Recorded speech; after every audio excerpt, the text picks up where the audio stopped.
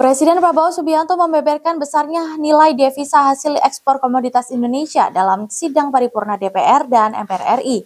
Bahkan hanya dari 3 komoditas utama, nilainya disebut mampu menembus 1.100 triliun rupiah. Namun di balik besarnya kekayaan alam tersebut, Prabowo juga menyoroti rendahnya penerimaan negara Indonesia dibanding negara lain. Dalam pidatonya di sidang paripurna DPR dan MPR RI pada Rabu 20 Mei 2026, Presiden Prabowo Subianto mengungkap besarnya potensi kekayaan sumber daya alam Indonesia. Prabowo menyebut hanya dari 3 komoditas utama, yakni kelapa sawit, batu bara, dan paduan besi atau ferroalloy, devisa hasil ekspor Indonesia mampu mencapai sekitar 1.100 triliun rupiah. Selain itu, Indonesia juga memiliki komoditas strategis lain seperti nikel, tambang, hingga logam tanah jarang yang dinilai sangat berharga di pasar global. Meski memiliki kekayaan alam melimpah, Presiden Prabowo menyoroti rasio penerimaan negara terhadap produk domestik bruto atau PDB Indonesia yang dinilai masih rendah dibanding sejumlah negara lain.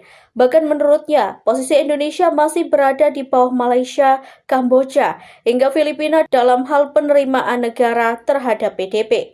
Prabowo menilai kondisi tersebut menjadi tanda bahwa Indonesia belum mampu mengelola kekayaan negara dan potensi ekonominya secara maksimal. Karena itu ia menegaskan pentingnya pembenahan tata kelola ekonomi dan optimalisasi pengelolaan sumber daya alam agar hasil kekayaan Indonesia dapat memberikan manfaat lebih besar bagi negara dan masyarakat. Batu bara kita, nikel kita, tembaga kita, minyak kelapa sawit kita, logam tanah jarang, kekayaan laut yang melimpah, saudara-saudara sekalian. Indonesia adalah pengekspor minyak kelapa sawit terbesar di dunia.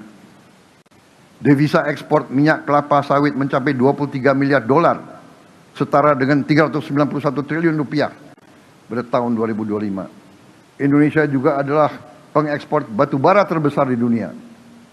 Devisa ekspor batu bara mencapai 30 miliar dolar Amerika, setara 510 triliun rupiah pada tahun 2025.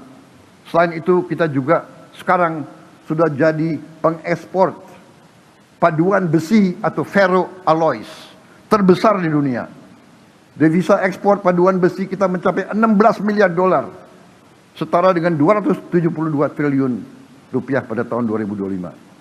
3 komoditas strategis ini menghasilkan devisa lebih dari 65 miliar dolar Amerika, setara dengan 1.100 triliun rupiah per tahun. Tapi marilah kita jujur kepada diri kita sendiri. Hari ini Indonesia sebagai negara anggota G20, tapi rasio belanja negara kita terhadap produk domestik bruto kita adalah yang paling rendah di antara negara-negara G20.